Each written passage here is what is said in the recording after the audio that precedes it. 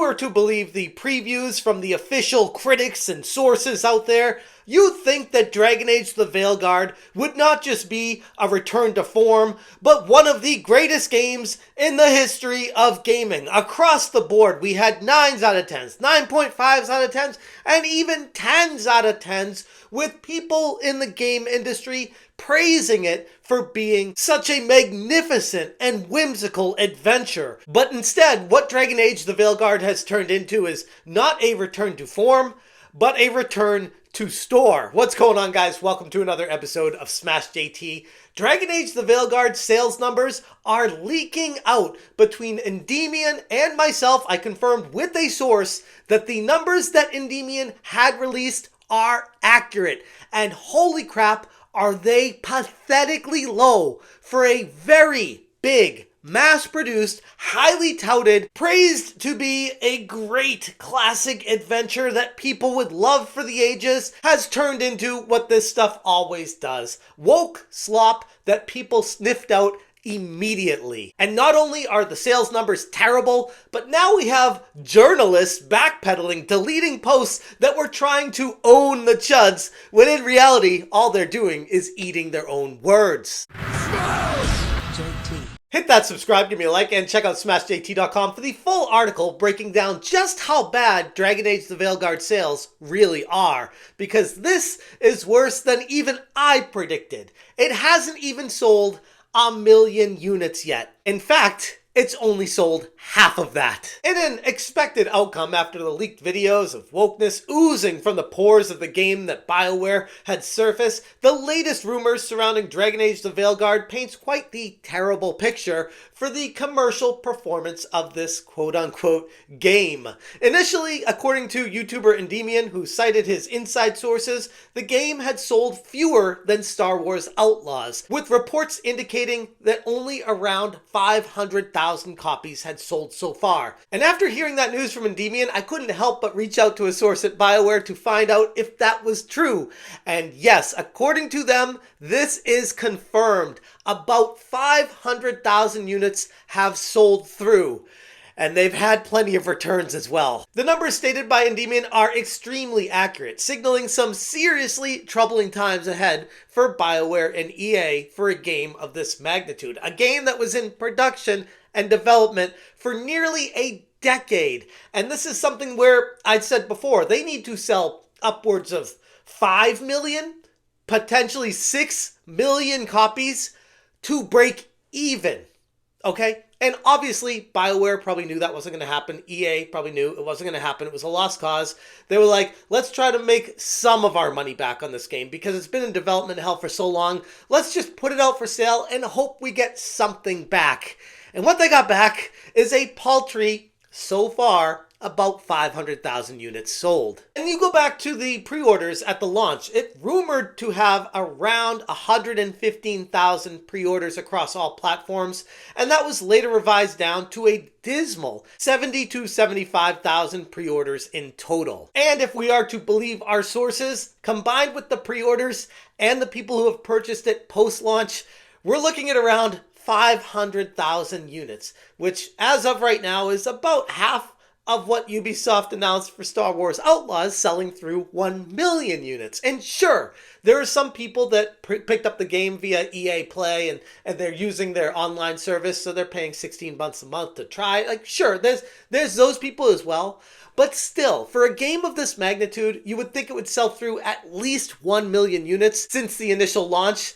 And we're here at half that. And on top of Veilguard's lackluster sales is the alarming rate of refunds. Endymion reported that at least 30,000 refunds had already been processed within just a few days post-launch. My source confirmed that that number is at least that many, which is an insane amount of returns for a game. AI Emerald Apple shared a post replying to Grums on Twitter stating, "The returns are too high and no one wants it. The trade-in value for this AAA brand new game is down to less than $20 on GameStop. Supposedly, their internals say that no one wants this, so they can't increase the trade-in value of this game." And honestly, personally, looking at the screenshot that they attached, I have never seen a full-priced $70 premium AAA title go down to $20 for a store credit this recent after launch. We're looking at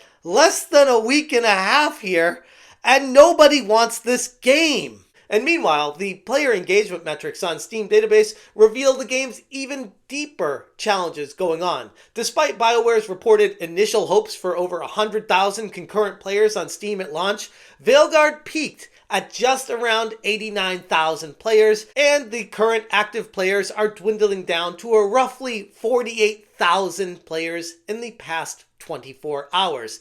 Not the greatest sign overall for BioWare putting all these numbers together. Now, again, sure, there could be people playing this on console that's far surpassing what's going on PC, but from what I'm seeing, most people are playing this game via PC, and the numbers from PC players aren't great. Then we get to the red flags of BioWare's silence for the sales numbers. Unlike the competitors like Atlas and Bandai Namco, who were proudly announcing their impressive sales for Metaphor, ReFantazio, and Dragon Ball Sparking Zero, or even how Ubisoft announced 1 million sales for Star Wars Outlaws, BioWare has refrained from celebrating anything in regards to the milestones, which backs up the claims from the sources saying this game is not selling well at all. Pair that with the fact that BioWare announced that there wouldn't be any kind of DLC or expansions for Veilguard, and the team that worked on it is shifting their focus entirely to Mass Effect 5, it's a little bit confusing. You would think if the game was successful that they'd want to add more DLC, more content to this,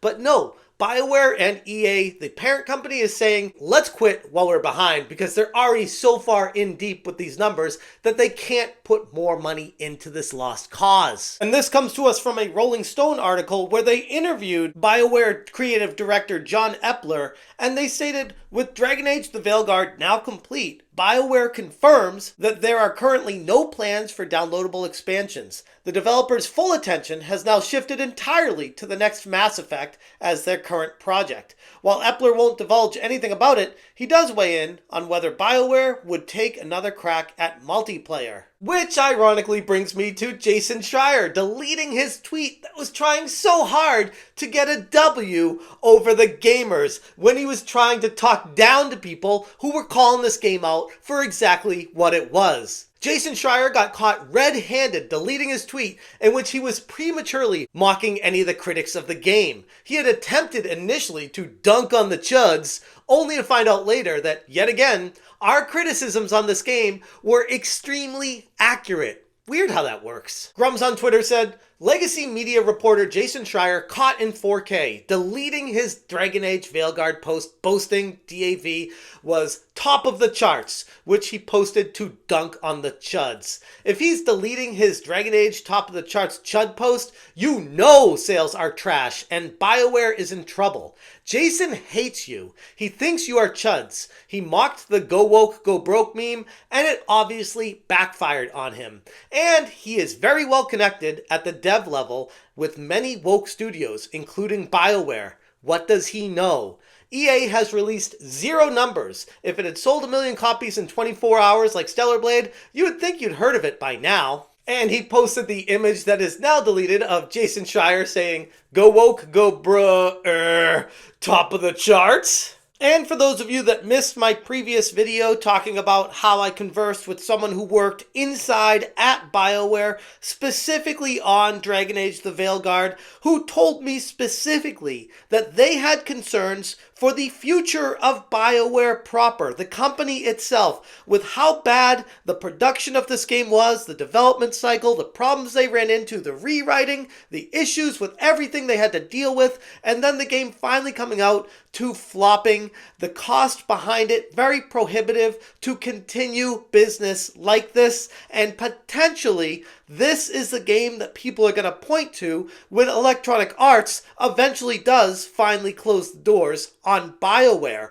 up to and including potentially never releasing Mass Effect 5. It's clear to anyone paying attention that Dragon Age the Veilguard is a complete commercial failure, an utter flop of the highest proportions. And it's something that we've been saying since launch, and even before that when we got some of the videos leaking, of how this is the kind of game that is not what any kind of real gamer wants to play. It's an indoctrination attempt. It's trying to push an ideology, an agenda, these weird screwed up narratives that are in the brains of these developers, trying to coerce you and train you to think a different way, to accept people that might not necessarily accept you back once you do that. And gamers already know to reject this kind of woke crap wholeheartedly. And EA is feeling it right now when it comes to sales. Anyways, I'm going to leave it there. There's a whole lot more information if you want to check out smashjt.com. I will link this article in the description below. Huge shout out to Endymion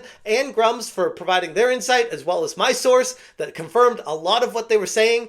Everything is pointing to this game being such a massive failure that I don't know if we're even going to get a Mass Effect 5, because at this rate, EA might just pull the plug on BioWare. It's that bad. Anyways, if you guys appreciate what I'm doing, hit that join button. Thank you so much for watching, and as always, you stay smashing.